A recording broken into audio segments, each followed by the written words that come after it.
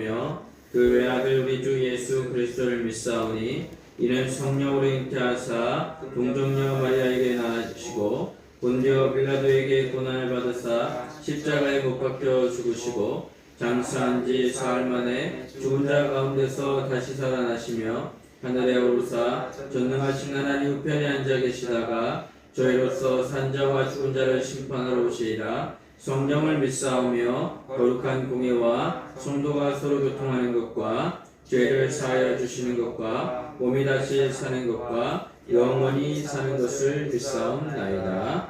아멘. 우리 찬송가 155장 찬양하겠습니다.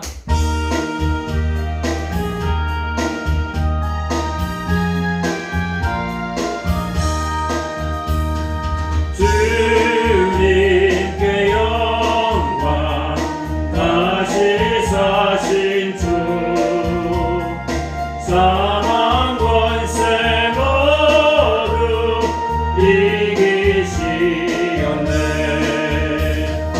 흰옷 입은 천사 돌을 옮겼고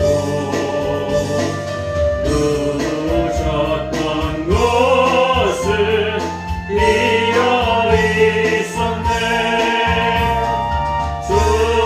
주님께 영광 다시 사신 주 사망 권세 모두 이기시었네.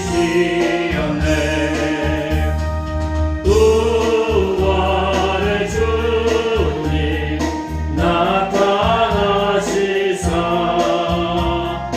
두려움과 의심 물리치셨네. 주의 교회 기뻐 찬송하여라. 다시 사신 주님 죽음 이겼네. 주님께 영광 다시 사신 주 사망 권세 모두 이기시었네. 생명의 임금 영광의 주님 주님 없는 삶은 헛될 뿐이라. 주의 사랑으로 세상 이기고 요단 건너 고난하게 하소서. 주님께 영광 다시 사신 주 사망 권세 모두 이기시었네. 오늘 은혜 받으실 하나님 말씀은 마태복음 28장 1절에서 10절 말씀이 되겠습니다. 마태복음 28장 1절에서 10절 말씀을 제가 봉독해 올리도록 하겠습니다. 안식일이 다 지나고 안식 후 첫날이 되려는 새벽에 막달라 마리아와 다른 마리아가 무덤을 보려고 갔더니 큰 지진이 나며 주의 천사가 하늘로부터 내려와 돌을 굴려내고 그 위에 앉았는데 그 형상이 번개 같고 그 옷은 눈같이 희거늘 지키던 자들이 그를 무서워하여 떨며 죽은 사람과 같이 되었더라. 천사가 여자들에게 말하여 이르되 너희는 무서워하지 말라. 십자가에 못 박히신 예수를 너희가 찾는 줄을 내가 아노라. 그가 여기 계시지 않고 그가 말씀하시던 대로 살아나셨느니라. 와서 그가 누우셨던 곳을 보라. 또 빨리 가서 그의 제자들에게 이르되 그가 죽은 자 가운데서 살아나셨고 너희보다 먼저 갈릴리로 가시나니 거기서 너희가 배우리라 하라. 보라, 내가 너희에게 일렀느니라거늘 그 여자들이 무서움과 큰 기쁨으로 빨리 무덤을 떠나 제자들에게 알리려고 다름질할세 예수께서 그들을 만나 이르시되 평안하냐 하시거늘 여자들이 나아가 그 발을 붙잡고 경배하니 이에 예수께서 이르시되 무서워하지 말라. 가서 내 형제들에게 갈릴리로 가라 하라. 거기서 나를 보리라 하시니라. 아멘. 기도하겠습니다. 좋으신 하나님, 오늘 예수님께서 부활하신 날을 기념하여 부활주일로 오늘 기념하여 예배를 드리게 되었습니다. 하나님, 이 땅 가운데 소망이 없고 힘들고 어려운 자들에게 부활의 기쁨으로 찾아오셔서 우리들에게 희망을 주시고 외로운 자들에게 외롭지 않게 하여 주셔서 우리와 함께 있다는 것을 깨닫게 하여 주시옵소서. 코로나19 팬데믹으로 인하여 많은 사람들이 힘들고 어려운 가운데 있으나 희망을 붙잡고 나아갈 수 있게끔 도와주시옵시고 또한 생업에 종사하는 모든 사람들이 회복되게 하여 주시며 건강을 다시 한번 회복되게 하여 주시옵소서. 하나님, 이 땅에 많은 교회들이 또한 부활주일로 하나님을 섬기게 되었으나 다 함께 참석하지 못하게 되었습니다. 그럼에도 불구하고 각자 처소에서 하나님을 예배하고 찬양하는데 부족함이 없게끔 도와주시고 인도하여 주시옵소서. 예수님의 이름으로 기도합니다. 아멘. 저는 오늘 본문 말씀을 가지고 부활절이라는 제목으로 같이 말씀을 나누도록 하겠습니다. 부활절 아침이 되면 나누는 인사가 있습니다. 사람들마다 볼 때마다 예수님께서 부활하셨습니다. 그렇게 인사하는 겁니다. 자, 인사를 하면 안 되니까 자, 이따 나가시면서 알아서 인사하시면 되겠습니다. 그리고 예수님께서 부활하셨다는 이야기를 하면서 이제 부활절 아침에 아름다운 전통이 바로 그렇게 인사를 하는 것이다 라는 것입니다. 부활절이 되면 전 세계 교인들도 함께 부활의 인사를 나누는데 러시아 종교에서는요 부활 웃음이라는 게 있답니다. 부활절 예배 때 와가지고 같이 모든 성도님들이 막 웃는 거예요. 까르르 웃는데요. 왜 까르르 웃을까요? 그 의미를 알면 고개가 절로 숙여지는 것입니다. 부활하신 예수 그리스도의 힘이 모든 세력을 이겼다라는 의미로 웃는 것입니다. 여러분, 마지막 승자가 어떻게 합니까? 마지막 승자는 웃게 되는데 바로 죽음에서 부활로 바뀐 우리 모두가 승리의 웃음을 지어야 될 줄 믿습니다. 우리가 부활하신 예수 그리스도를 믿고 있습니다. 교회가 부활절이라고 하니까 부활절 예배를 드려야 되는구나 그렇게 생각하는 경우가 많습니다. 각계각층의 이익으로 보는 부활을 생각하고 있지는 않은지 참 부활의 의미를 되새겨볼 필요성도 있습니다. 가능하면 부활을 있는 그대로 진짜 부활의 참 의미를 나눠야 될 줄 압니다.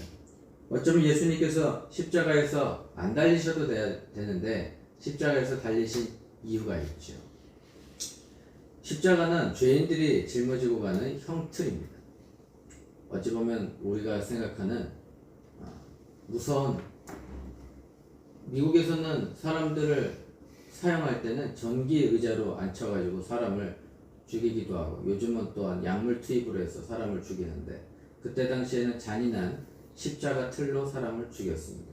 쉽게 얘기하면 오늘날 우리가 십자가 목걸이를 하고 뭐 십자가 펜던트를 하고 다니는데 쉽게 얘기하면 오늘날로 말하면은 무서운 전기 의자 그 다음에 아주 무서운 것들을 들고 다니는 것과 마찬가지입니다. 그런데 이런 것으로 인하여 우리가 예수님을 본다는 건 무엇을 의미합니까? 상징을 의미하는 거예요. 상징.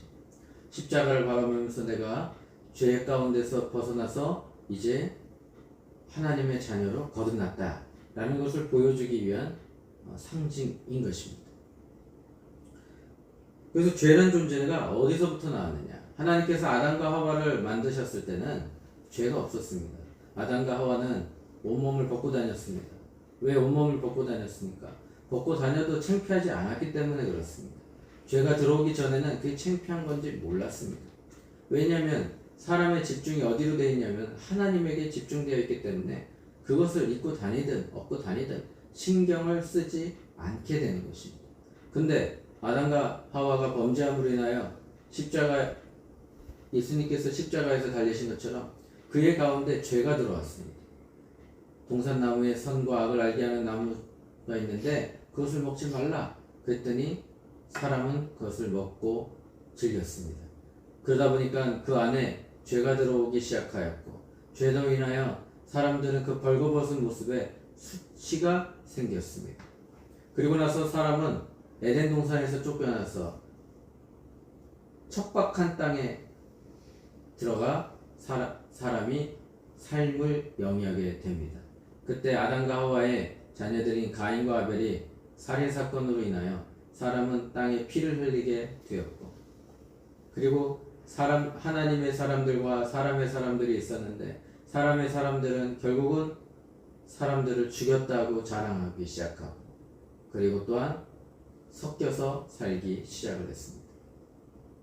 하나님이 극도로 극악하고 부패하고 화가 많이 난 상태에서 이런 사람들의 삶에 분노가 일으키시니까 하나님께서는 물로 이 세상을 심판하겠다고 말씀하시고 노아의 방주를 만들고 거기에 노아의 가족들만 다 들어가게 되었으며, 그리고 또한 많은 사람들이 순식간에 물로 수잠되는 안타까운 비극이 벌어졌습니다.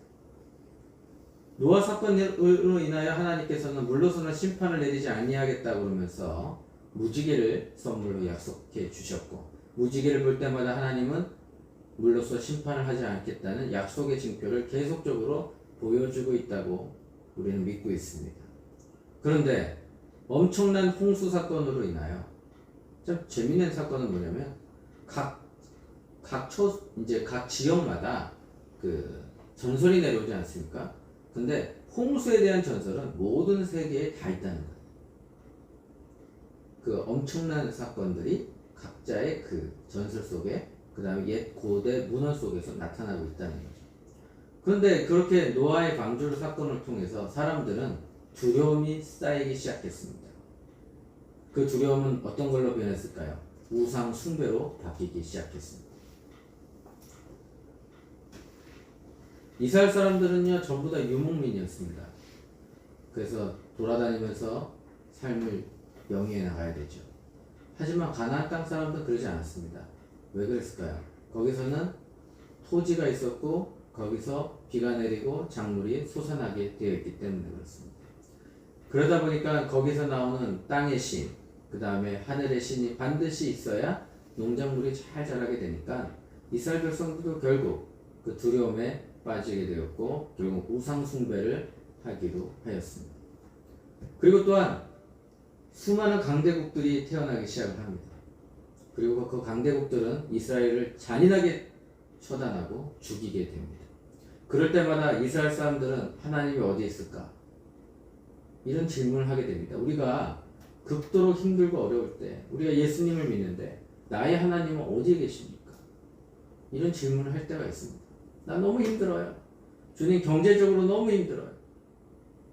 경제적으로 너무 힘들고 그리고 또한 육체적으로 너무 힘든데 나의 하나님은 어디 있습니까? 그때 사람들은 두려워하기 시작합니다. 아, 하나님이 안 계신가? 아니, 문제보다 더 크신 하나님을 보는 게 아니라 문제가 더 커 보이는 거예요. 나의 힘은 어디서 오는 것인가? 나의 근본인 힘은 어디서 오는 것인가? 하나님부터 온다는 것을 잊어버리고, 아, 저 강대국한테 붙으면 되겠구나. 강대국 말을 잘 들으면 되겠구나. 진리는 없어. 저렇게 무자비하게 때리고 폭행하는 게 그게 진리야. 저 사람들 말에 우리가 순순히 잘 들어야 돼. 안 그러면 우리의 목숨줄이 끊어질 수도 있어.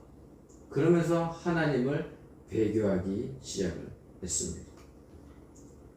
죄는 인간의 눈에 세상의 불합리한 것들만 바라보게 됩니다. 정말 절망과 낙심, 욕심이 올라갈수록 그 모든 것을 세워줄 지도자가 필요한 것입니다. 여러분, 예수님께서 이 땅에 오셔가지고 30세 때부터 공생애를 하면서 얼마나 기적 같은 일이 벌어졌습니까? 지금도 죽은 사람이 죽었다가 살아나면 기적이다 그러고 신기하다고 그러고 놀라워서 어떻게 할 줄 모르는데 2000년 전 당시에 그런 일이 벌어졌어요. 죽었다가 살아나고 눈먼 사람이 눈을 뜨게 되고 안진뱅이가 일어나게 되고 그런 기적을 예수님께서 친히 보여주고 계셨다. 여러분, TV가 없는 시절에는 사람의 구전을 통해서 퍼져나가기 시작하는데, 우리도 게임을 하다 보면 이런 말이 있어요. 여기서 제가 우리 장모님한테 뭐뭐 했어요 라고 얘기를 하면, 저기 이제 한 바퀴 돌다 보면 100사람 지나고 나면은 그게 더 부풀려져 있는 것을 볼 수가 있거나, 아니면 왜곡된 사실로 바뀌어질 때가 있습니다. 근데 재미있는 사실은 예수님 시대에 있었던 그런 모든 일들이, 중요한 사건들은요, 전부 다 사실로 표현되고 있다는 것입니다. 왜 그랬을까? 임팩트가 강했기 때문에.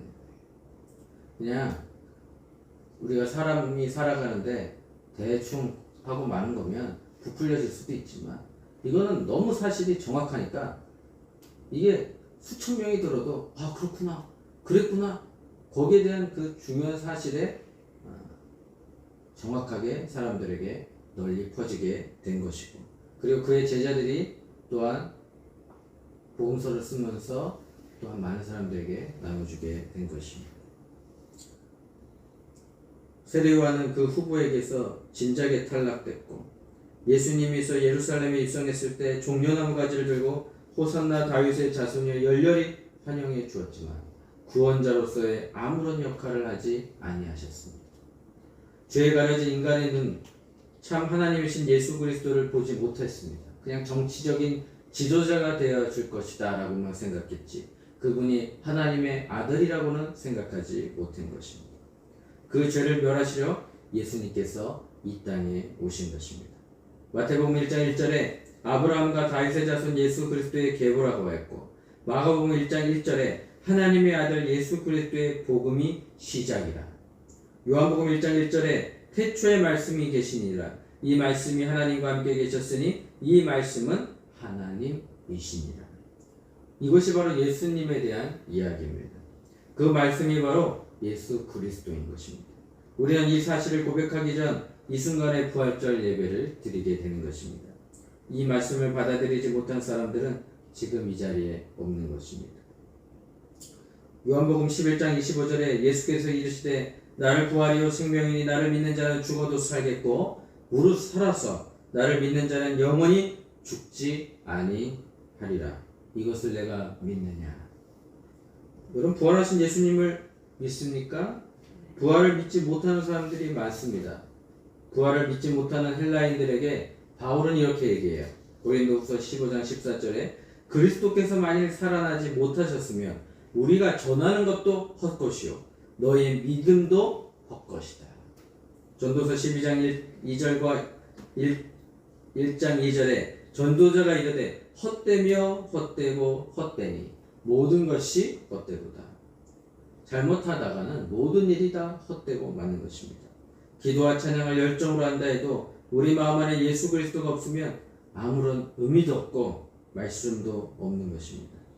예수님께서는 힘없는 인간으로 오셨습니다. 그리고 성스러운 힘을 얻은 게 아닙니다. 십자가의 모진 고통을 다 당하시고 약한 인간의 모습으로 오셔서 다시 한번 살아나는 그러한 은혜를 우리에게 주신 것입니다. 누군가를 대신해 자신의 목숨을 희생하면 영웅이라고 부릅니다. 인류의 죄를 위해 대신 십자가에서 돌아가신 그 예수님, 그 예수님이 우리와 함께하고 있습니다. 여러분, 십자가에서 돌아가신 날 세상은 어땠습니까? 여러분, 유월절 제사를 드렸어요. 성전에서 유월절 제사를 드렸다고요. 아무런 일이 없었던 것처럼 예수님이 십자가에서 죽고 난 다음에 사람들은 그냥 의뢰인 예배를 드렸어요. 예수님을 중심으로 한 운동도 끝이 난 줄 알았어요. 사탄도 예수 그리스도가 죽었으니 자신들이 승리할 줄 알았습니다. 예수의 이름이란 권세가 사라졌습니다. 3일 동안 인류는 아주 긴 잠을 잔 것처럼 아무 일 없는 것처럼 그냥 지나갔습니다. 하나님의 역사 여기서 끝났을까요? 끝나지 않은 것이죠. 여러분, 예수님께서 부활하셨다는 사건은요, 제일 중요한 게 뭐냐면 하나님이 이제 개입하고 계시다는 겁니다. 예수님께서 돌아가시 전까지는 하나님이 아무런 개입하지 않았습니다. 아무런 개입을 하지 않았죠. 여러분, 여인들이 왔습니다. 돌무덤에 와가지고 아이고 저 큰 돌무덤을 어떻게 옮기지? 그랬더니 지진이 났어. 그랬더니 큰 돌이 장성 3사람이 돌려도 안 되는 거를 지진이 나니까 그냥 열렸어. 그리고 거기서 하얀 빛이 나는 천사가 나타나서 예수님께서 부활하셨다. 그렇게 거기서부터 예수님 하나님께서 예수 그리스도에 대해서 개입하시기 시작을 합니다. 여러분 우리 삶의 문제에 하나님이 개입하시기 시작하면 그때부터는 문제가 되는 게 아니에요. 이때서부터 문제는 내 것이 아니라 하나님 것이 되는 것입니다. 죽음은 끝이고 죽은 자는 무덤에 집어넣고 시신을 잘 썩게 하려면 향유가 필요하고 정치 권력을 유지하려면 군사 동원해서라도 사전에 예방해야 되고 이것이 바로 인간 사는 모습입니다. 거대한 돌문이 옮겨진 것, 죽음이 끝이라고 믿고 죽인 예수가 다시 살아난 것, 죽이면 끝이라고 믿고 죽인 예수를 하나님이 살리셨습니다. 죽여서 무덤에 가둬놓으면 끝이라고 생각했는데 하나님이 개입하셔서 돌문이 활짝 열리고 말았습니다. 이것은 놀라운 일입니까? 아니, 무서운 일입니다. 하나님이 개입하시면 감당할 자가 없는 것입니다. 하나님이 개입하셨습니다. 인간들이 예수를 십자가에 못 박았을 때 침묵하셨던 그 하나님이 이제 일어나서 개입하고 계시는 것입니다. 이제 사탄의 죽음이 왕의 자리에서 쫓겨나는 것입니다. 거짓이 진리를 억누르고 승리를 외쳤지만 이제는 더 이상 아닌 것입니다. 진리가 거짓의 숨통을 끊어놓는 것입니다. 죽음을 마지막이라고 알고 막 살던 사람들에게 청천벽력인 것입니다. 반대로 죽음을 마지막으로 알고 체념하며 살던 분들에게는 이보다 좋은 소식이 없는 것입니다. 죽음은 끝이 아닙니다. 우리에게 죽음을 이기는 다시 사는 삶이 선물로 주어져 있는 것입니다. 우리가 부활의 첫 번째 열매인 예수님의 뒤를 이어 이제 우리들에게도 부활의 두 번째 열매, 세 번째 열매가 되는 생명의 길이 열려진 것입니다. 그 선물을 받은 우리에게 하나님은 명령하시는데 갈릴리로 가라. 죽은 자들의 동네인 공동묘지를 떠나 신자들의 동네로 가라고 말씀하십니다. 아비 규환이 들끓는 곳, 매일처럼 아기 다툼이 벌어지는 곳, 불의가 정의를 삼키고 웃고 있는 곳, 진리를 실천하는 소수의 사람들이 신음하는 곳에 가서 부활의 기쁨을 나눠야 되는 것입니다. 오늘 억압당하고 절망한 사람들에게 예수님은 우리에게 희망이 되어 주시는 것입니다. 이스라엘의 갈릴리가 아니라 우리가 살고 있는 현장에 가서 예수님의 부활을 증거해야 됩니다. 예수님께서 부활하셨다. 어떤 신도 부활의 신이 없습니다. 예수님만이 죽음에서 사망 권세에서 이기고 사신 것입니다. 그것은 우리에게 또 소망을 줍니다. 우리가 죽고 난 다음에 우리가 어디로 가야 될까요? 하나님 나라에 가는 것입니다. 예수님을 믿는 모든 사람은 죽으면 하나님 나라에 갑니다. 그래서 거기서 그리스도와 함께 영원한 삶을 누리게 되어 있는 것입니다. 그러나 우리는 더 이상 막 살 수가 없는 거죠. 이익을 위해서 살 수 없습니다. 거짓 편에도 쓰면 안 됩니다. 죽음 뒤에 생명이 있기 때문입니다. 죽음은 최후의 승리자가 아닙니다. 생명이 죽음을 이기는 것입니다. 이 기쁜 소식을 알게, 이 무서운 소식을 알게 우리는 세상을 향해 무서운 도전을 해야 하는 것입니다. 최근에 SBS 펜트하우스라는 드라마에 보니까 죽었던 심수련이 다시 살아나서 막 활개를 치는 걸 보면서 사람들이 쾌감을 느낀대. 그 사람 원래 죽지도 않았는데 서류상만 죽었다가 살아났네. 여러분 드라마에서 한 사람이 살았다가 죽었다가 다시 살아난 것도 막 좋아가지고 기뻐하는데 진정한 왕 중의 왕이시고 사망 권세를 이기신 예수님께서 다시 돌아오시고 부활하셨다는 그 사실 자체가 우리에게는 큰 희망이 되어야 될 줄 믿습니다. 오늘 부활의 소식을 접한 여러분, 우리가 나가서 예수님을 전파해야 됩니다. 이제부터 나도 죽음이 아니라 생명을 위해서 살겠습니다 라고 고백을 해야 됩니다. 주님이 주신 생명을 다른 사람들에게 전파해야 될 줄 믿습니다.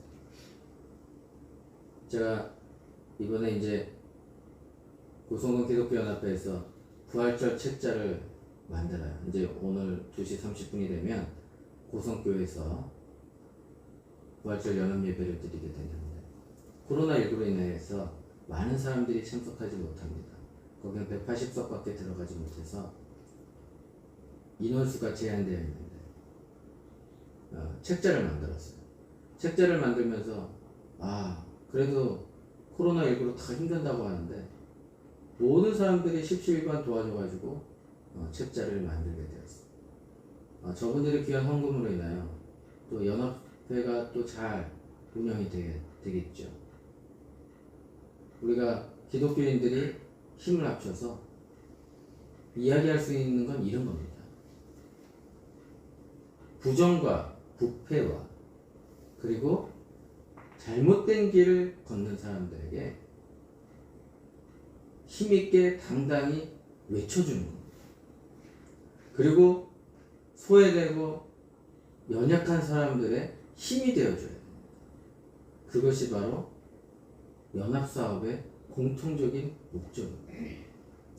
교회가 힘들면 가서 도와주고 또 교인이 힘들면 같이 도와주고 또한 힘이 되어주는 것이죠. 그것이 바로 교회의 사명이고 연합회의 사명입니다.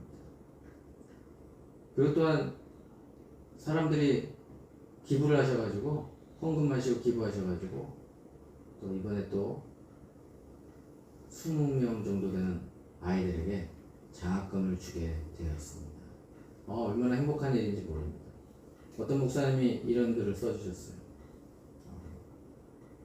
열심히 노력해 주셔서 또 이 아이가 격려를 받고 힘을 얻겠네요. 다 그렇게 써주더라고요. 그래서 그 목사님께 너무 감사했습니다.